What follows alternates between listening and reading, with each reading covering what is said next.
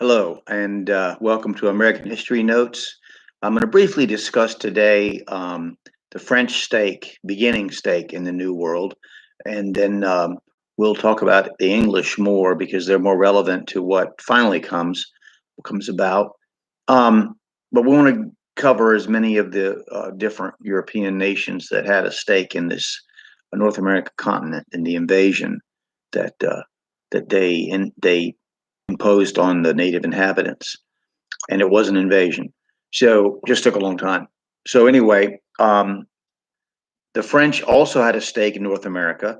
The Spanish expedition of De Soto in 1541 did not generate a great interest in populating the territory now known as Louisiana, even though it would have connected the Spanish territory of Florida and the Spanish territory of Texas. The French explorer La Salle named the area for King Louis XIV in 1682. The French territory claimed both sides of the Mississippi River all the way to the French territory in Canada. In 1714, the French established a trading post in northwest Louisiana to trade with the Spanish and to deter Spanish incursions into the region.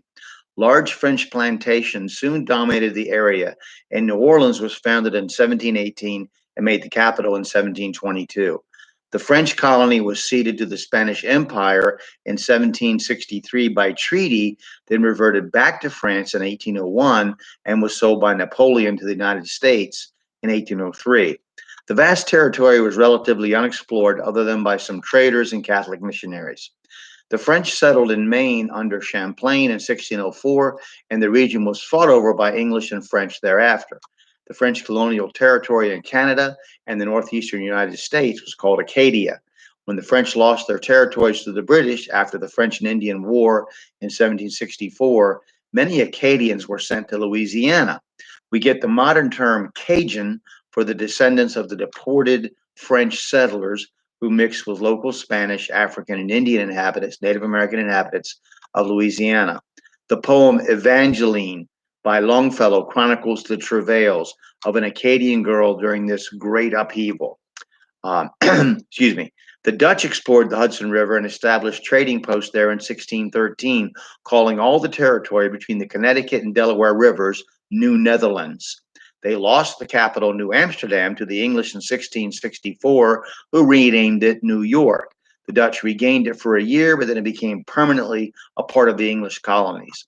After the first Dutch settlers to Delaware had all been wiped out in a dispute with Native Americans, a Swedish trading post was established in 1638 near Wilmington by Dutchman Peter Minuit, leading a group of Swedes, Finns, and Dutch.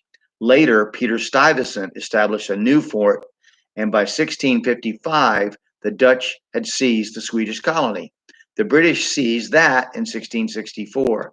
The influence of Spanish, French, and Dutch on place names you find throughout America in such places as San Francisco, San Antonio, New Orleans, and the Bronx, Long Island is still quite evident. Please note that I have deliberately not discussed the voyages of Columbus, as he did not land in North America. And the point of what I'm talking about is the history of the geographical area that became the United States of America. So it is with Jacques Cartier, the French explorer, as his discoveries were mainly in Canada. So I'm going to begin next time talking about Henry VII, the first of the English Tudor kings. And I appreciate you paying attention, watching. I have a lot of fun doing this, whether one person or five watch it. So in any event, bye.